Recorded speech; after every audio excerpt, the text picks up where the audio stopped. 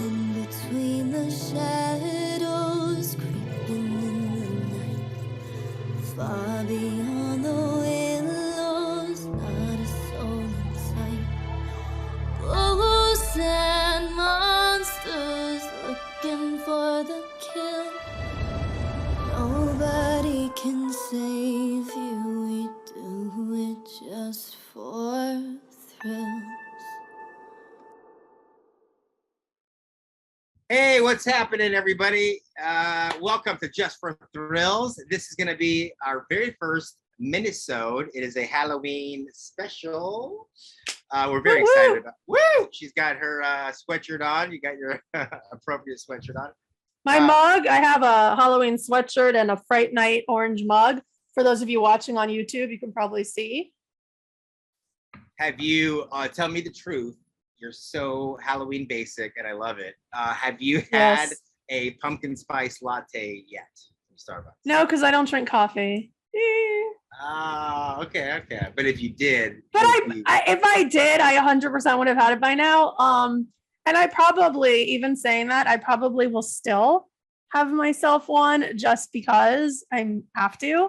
I'm not really a coffee drinker. I'm a tea drinker. Okay. Sorry. Yes. Sorry to disappoint. Sorry to disappoint. I know that you really wanted me to go in with the basic, which I wouldn't be upset about admitting if it was true. Then it turns out I will be the only basic bitch in this scenario then, because I do love a pumpkin spice latte. And you know what? I will say this too. People on TikTok might agree. Latino and Latina women, we know that white women of a certain white woman loves a pumpkin spice latte. We know this. But but did you know that Latina women, like, they double down on that pumpkin spice latte? They do not, no shame with it. And so specific to my people, they come for that. Yeah, they do. So I love it. What are we doing? What are we going to do today? So today is our very first Halloween minisode. So we'll be about 30 minutes. We're going to be bringing you some amazing Halloween fare to be looking forward to. Our favorite movies, our favorite TV. Of course, I'll be bringing some books that are headed your way in October, as well as some fun things to do with family, friends, or even yourself.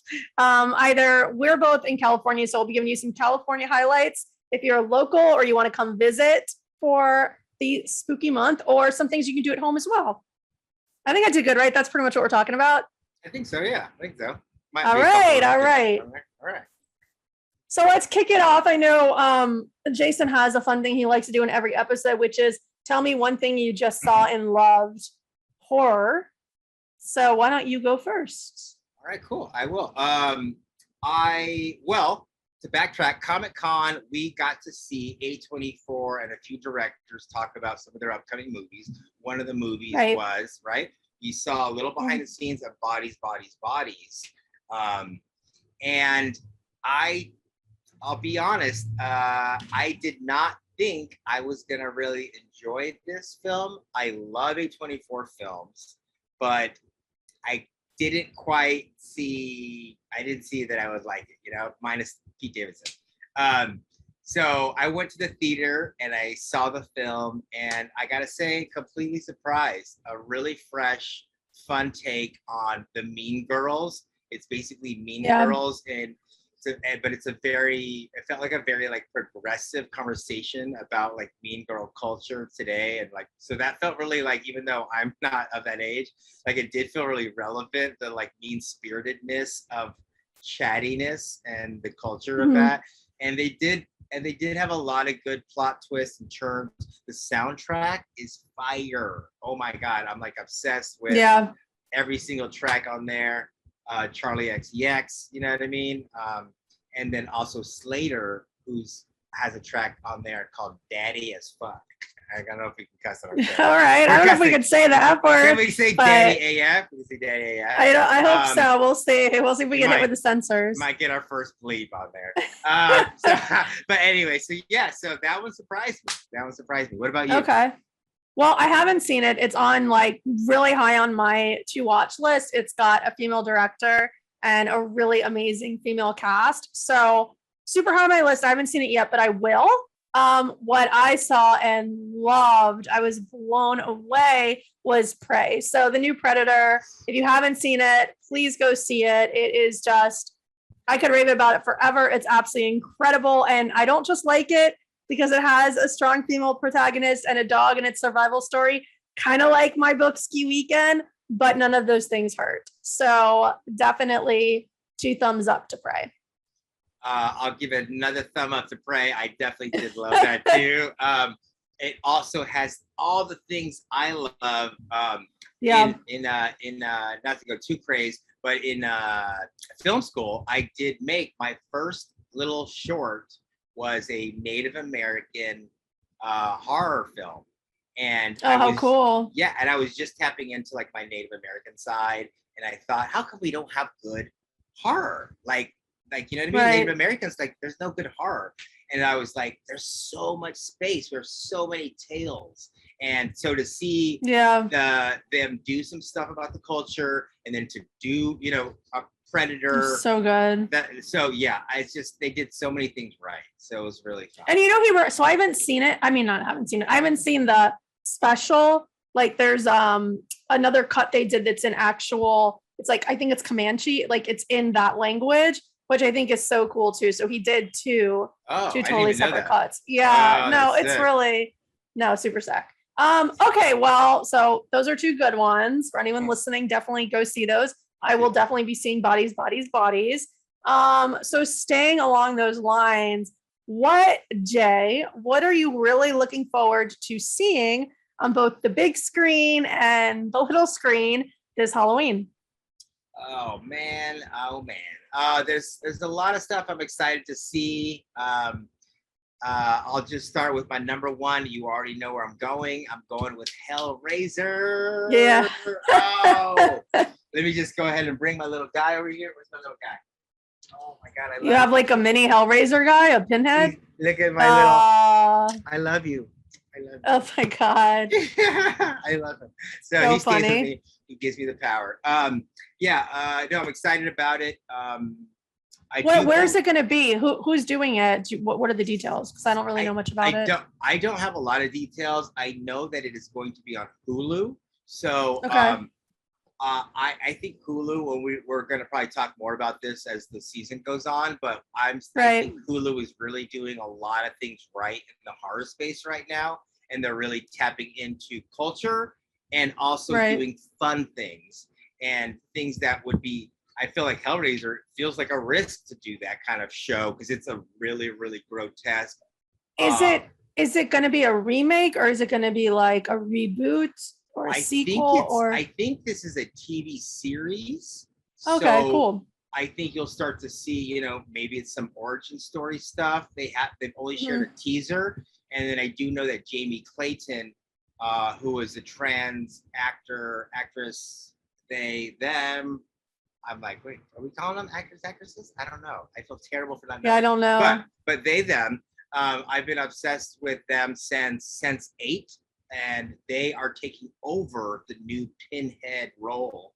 Oh wow! So I do feel like that's a fun opportunity for that community, because it's like, who better to understand juggling different worlds? Like, because Pinhead really isn't a guy. You know what I mean? He's so much more than a guy and or a woman. He's just an entity, a badass. Yeah. So I think this person will really, Jamie Clayton's probably going to bring a lot of interesting nuance to that character. That's Hellraiser. I have to say, I'm not sure I'll be watching, because Hellraiser is there's not much that scares me. Like I love horror, and the listeners, I'm like a huge horror fan. Almost everything. There's a couple things. Hellraiser is one of the very few that, like, at least the first one, terrifying to me. It's so dark and like existential, and there's like it's devoid of comedy. There's no comedy. Happy ending. There's comedy. Not in the first one. The first one's so disturbing. It depends. But we'll see. We'll see what they do. Maybe if you're a sicko. Yeah, it's not really known for its comedy, but we'll see. We'll see what they do with it. Well, it's okay. So Hellraiser. Hellraiser's good. that is going to be one of my number ones. Wednesday, which is going to be the Addams Family reboot. Tim Burton on Netflix. Netflix. Yep. And Jenna Ortega, who I think we both love Jenna Ortega. Right? We love her. She's so good. Yeah. Yeah, we're simp asmos for Jenna Ortega. And do we think that she's like the new Scream Queen? Because she's now been in like The Babysitter, the second one, and Scream 5.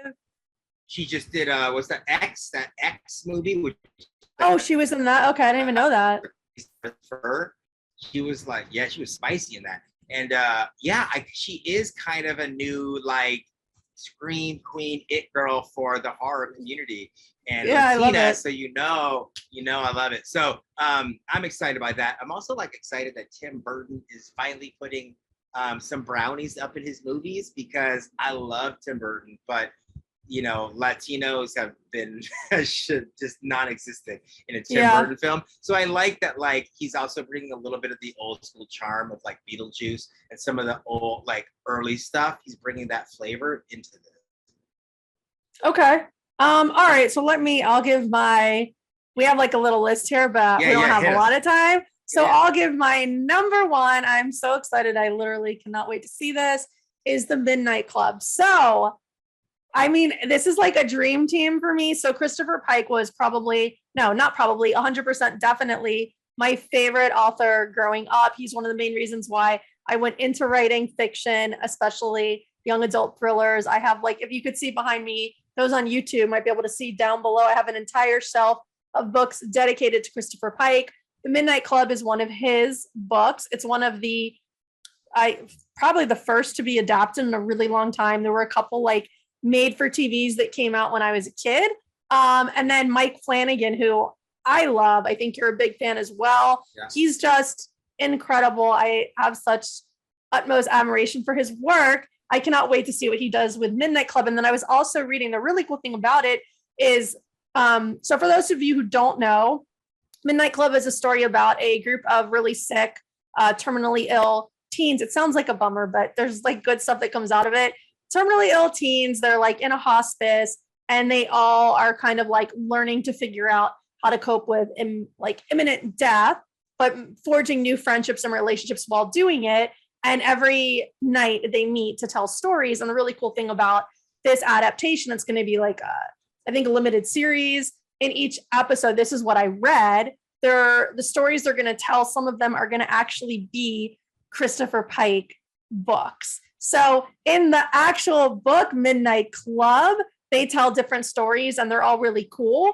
But in this TV adaptation, they're actually going to tell some of his well-known books. Like I think Monster and Witch are ones that were mentioned. But anyway, I'm a total geek for this. I asked for a special edition to be mailed to me from the publisher. I'm hoping that I will get to go do something in LA when it comes out. But I cannot wait. That's the biggest one for me. We have a couple others. I don't know if you want to go into some of the other ones we're looking forward to. Yeah, what else are you thinking about? Well, Hocus Pocus 2. So okay. I guess that's my basic. Is this me being basic, Jason? This is basic, but let's just say this. I want this to be known. When I say basic, I don't mean it like it's a bad thing. I don't. It's like honoring your basic ass self. It's just truly just honoring and saying, look, I sometimes like basic ass shit, and that is who I am, and that is absolutely okay. Yeah, but it is basic. It is basic. All right. Well, I'm basic and I'm proud of it. I'm not really though. I have so many weird things about me, but this is basic, but I'm super excited. I cannot wait to see Hocus Pocus 2. That's going to be on HBO Max. I think it's going to be really good. And it's actually based on the book adaptation. So that came out, I believe, last year. Okay. Also on my list, of course, the new Halloween is coming out. So Jason Blum, I'm obsessed with him. I'm the biggest fan of his and what he's done in horror, and especially for the franchise. I'm really excited to see how this one turns out. Jamie Lee Curtis, the original Scream Queen, will of course be returning. We also have this. So this sounds really cool. On the Sci-Fi Channel, they're doing a Bring It On horror, like reboot or sequel or whatever. It's going to be called Bring It On Cheer or Die. So I don't know if there's any other Bring It On fans. I've seen the movie. probably I a did 1,000 like- times. Yeah, I liked it. I like Good, right? Yeah, I had good memories of that. I mean, this is not going to be Kirsten Dunst, I don't think, but I'm excited for it. My best friend's exorcism. This may already be out by the time this episode goes live, but it's Grady Hendrix. So he's a phenomenal horror author. This is an adaptation. I think it's on Amazon Prime. Super excited for that. And then Jay, you had also mentioned Los Spookies. Los Spookies. And So what is that? Los Spookies it's kind of a sleeper. It's a sleeper. It's a TV show that was produced by Fred Armisen. And it is basically these really funny comedians who love horror. They love goth, and they are all like Central American based actor comedians. So it's a group of Latinos. It definitely gives you, if you like What We Do in the Shadows, if you like that kind of comedy, like comedy goth horror. Comedy horror, yeah, cool. It's really fun. It's strange. So anybody who likes that kind of stuff, I think they have a season 2 that's out. And then Cabinet of Curiosities, which is Guillermo del Toro's anthology. Love him. I love him. He is in he's in the father, the Mount Rushmore of horror for me. Yes, we love him. And he's actually grouped a couple filmmakers that he likes, and they're all gonna do little tiny short films. And he has one of the guys is his name is Cosmos.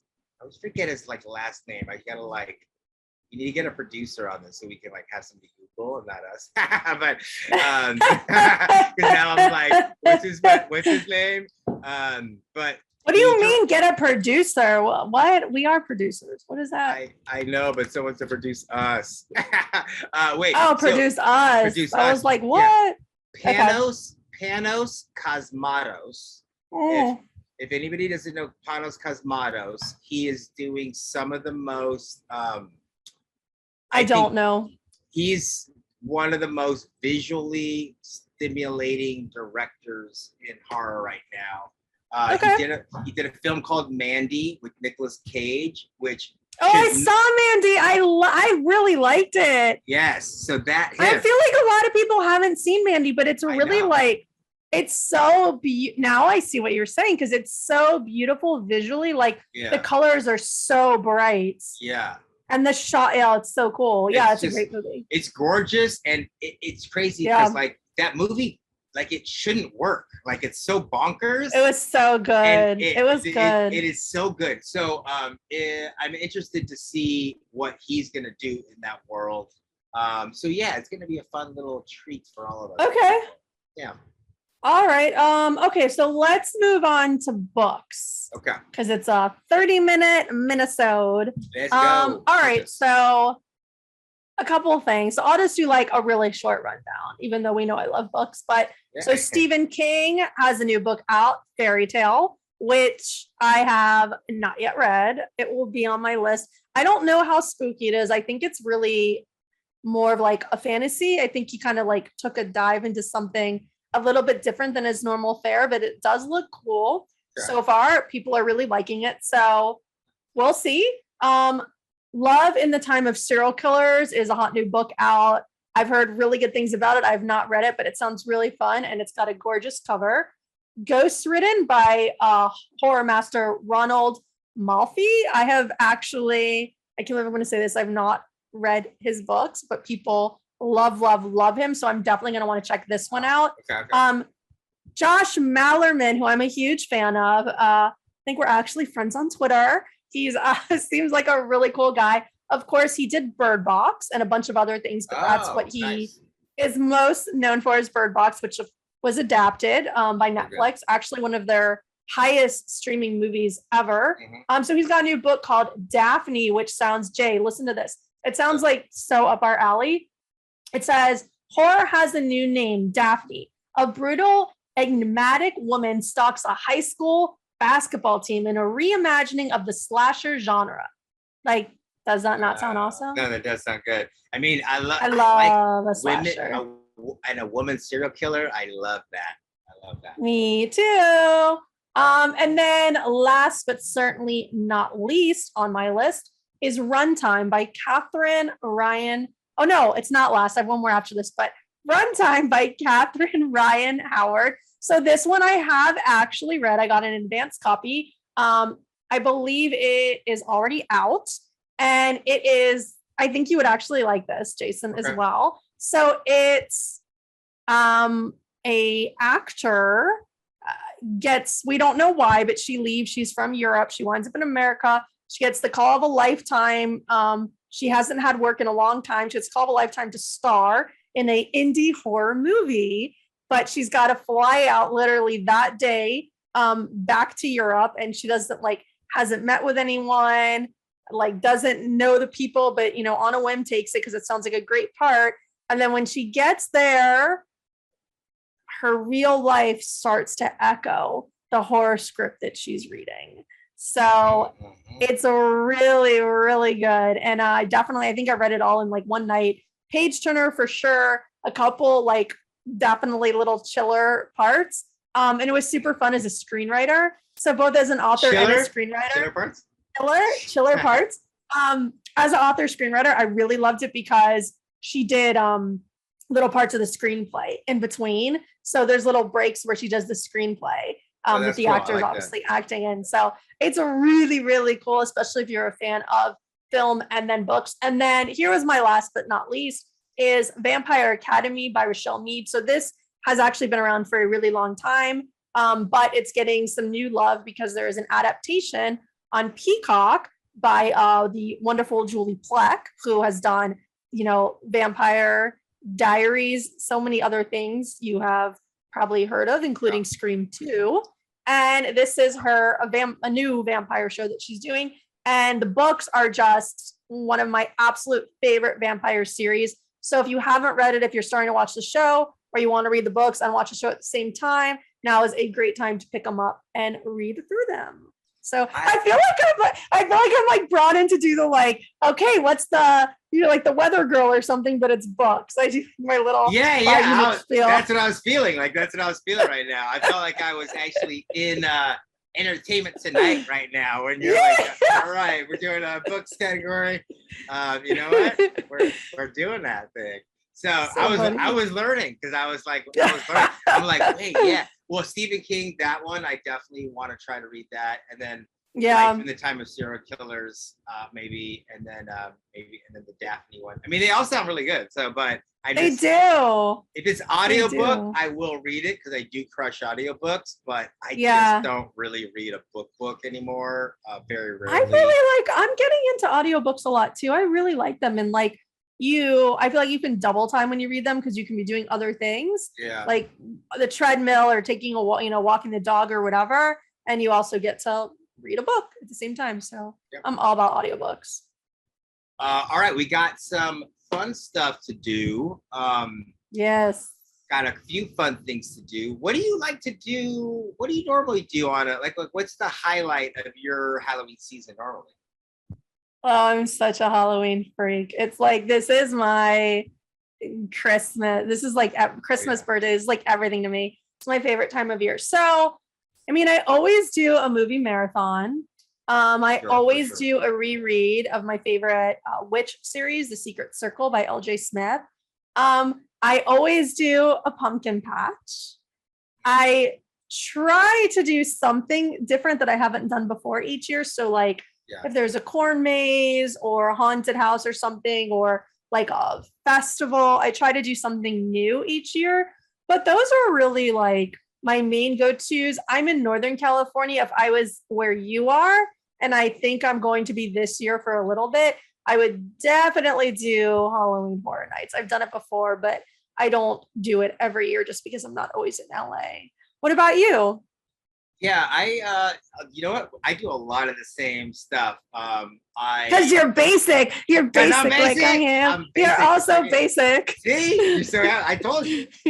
I was like, yep, I do that. Yep, and I do that. Yeah, I love a marathon. I also love, and we'll probably be doing this, I'm sure, with our audience, but I usually do share little lists of my horror movies to watch. Yes. And I honestly, I go hard for the folks. Like I always, because I know people come out with these lists and there are a bunch of things that everybody's seen and everybody knows. So I really, really do spend time curating a list that anybody can watch and go, what? Like I've never even heard of this movie. Wait, So, can you give us one? Can you give one to the listeners? Like one that you give us one that we don't know, like one that's like you go hard and it's like a lesser known. And then can you give us one that you just it can be basic. It could be like one that you have to watch every year. Yeah. Okay. Well, I would say, I mean, a basic for me is the original Hellraiser. That's like okay, all right. That has to happen. And you watch that every year? You watch that every Halloween? Oh yeah. And that's like that's comfort for me. That's just like a no hesitation. No fear. I'm like, give it to me. Give me, So I like that. And then probably like a weirder one is there's a lot of stuff in the Italian horror of the 70s that I'm obsessed with. Yeah, they're really dark. They're really dark. They're dark and they're also like they're very beautiful too. Like I really just like beautiful horror. That is actually, it's not that I like gross stuff. I really just like beautiful horror that transcends the horror. That's more of like what I look for, I think, ultimately. And they always have opera and other different types of things. There's always beautiful costumes. So the original Suspiria is still basic, but it's a good starting point to get people involved. I didn't even know that there was. I didn't even know there was an original. I've seen I don't even think I've seen it, but I've seen the remake it's on Amazon Prime, but I haven't even watched it yet.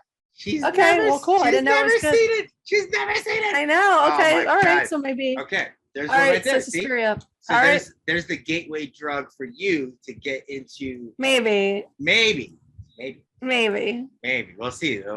So So and Hellraiser you watch every year. Yeah, so I do that. I do a thing with popcorn where I make all these different types of popcorn recipes that you can make for Halloween. No way. I share them, and I have a lot of. That's so cool. So I'll do some of those. I love doing that, and I make them, and I just literally do that for myself. So it's not really like I'm just like I guess I'll share with people. You have to share those on TikTok. That's really cool. Yeah, I do. I do want to share those. Then I do that, pumpkin patch. I do Halloween Horror Nights, or I'll do the Griffith Park haunted hayride. So I usually won't do all of that. Okay. I'll do one of them. I'll try, like you, I'll try to do one new thing. And there is one new one on our activity list that I'm going to share that I think I will try for sure. I always do a sing-along Nightmare Before Christmas. I go see it in IMAX, and I do a full sing-along at the IMAX theater of the Nightmare Before Christmas. You love Danny Elfman. I love Danny Elfman. I love Jack. Cool. I always do that. And then I see as many movies as possible at Cinespia, which is at the Hollywood Cemetery. They play a lot of great horror movies.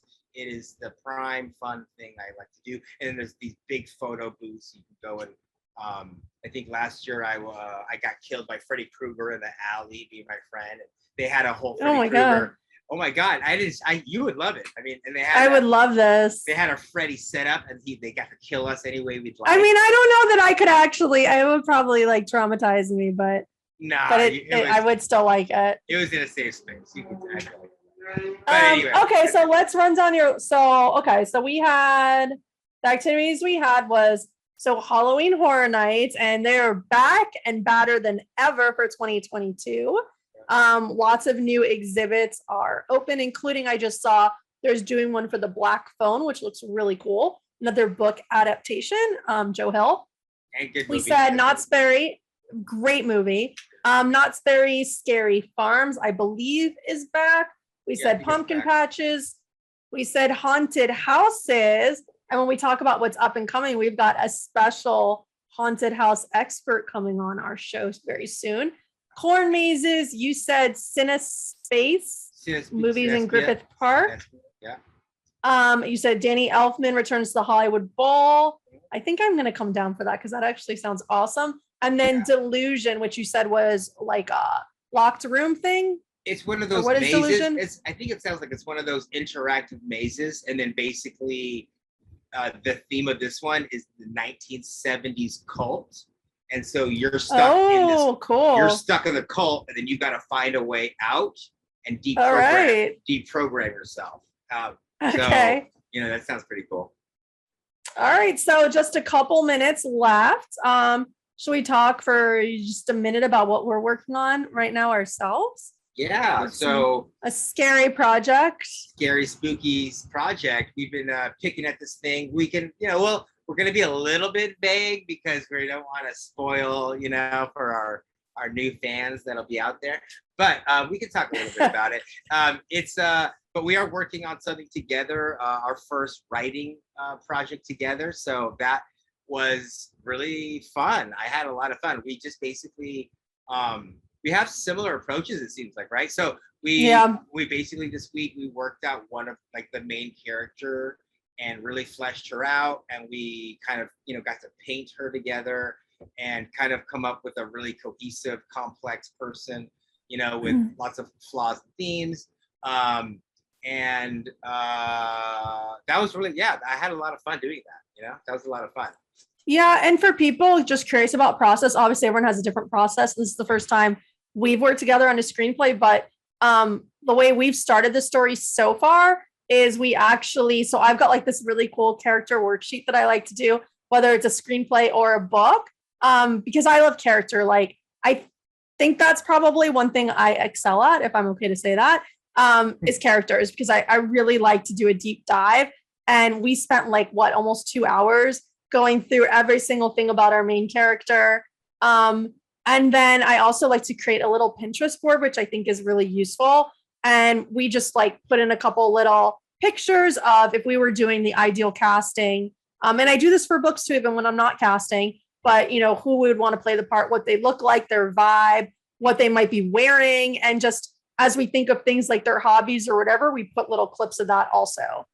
So just a little tip, if you're getting started writing, or maybe if you've been doing this a while and you need help with characters, or it's something that you struggle with, that really does help. And you can find character quizzes online. There are tons of stuff like this that helps you fill them out.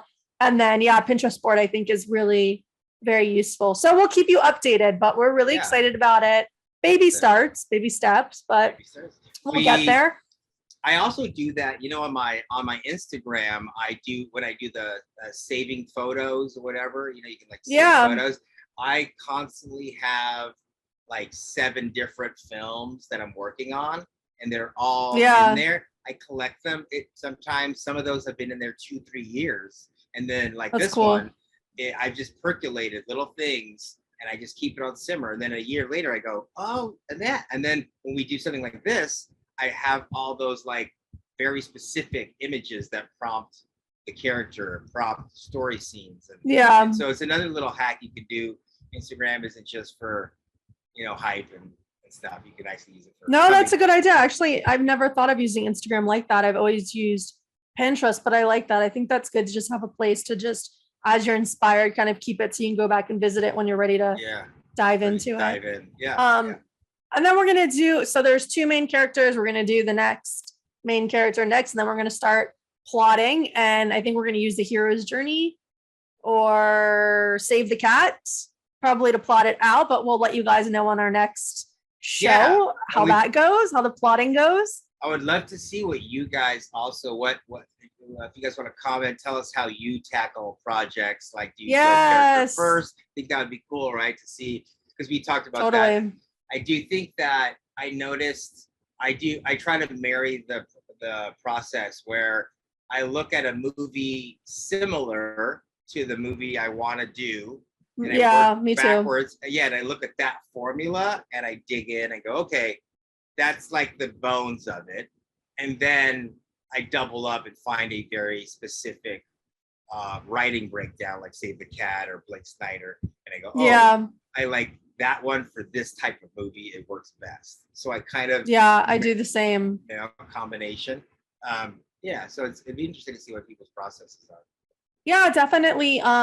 Comment or DM us or tweet at us or whatever. We pay attention to all social media. So, or you can email us. I'm pretty sure we have the email also in our iTunes profile. So whatever, but let us know what you do because I am curious about that too. I'm always trying to learn.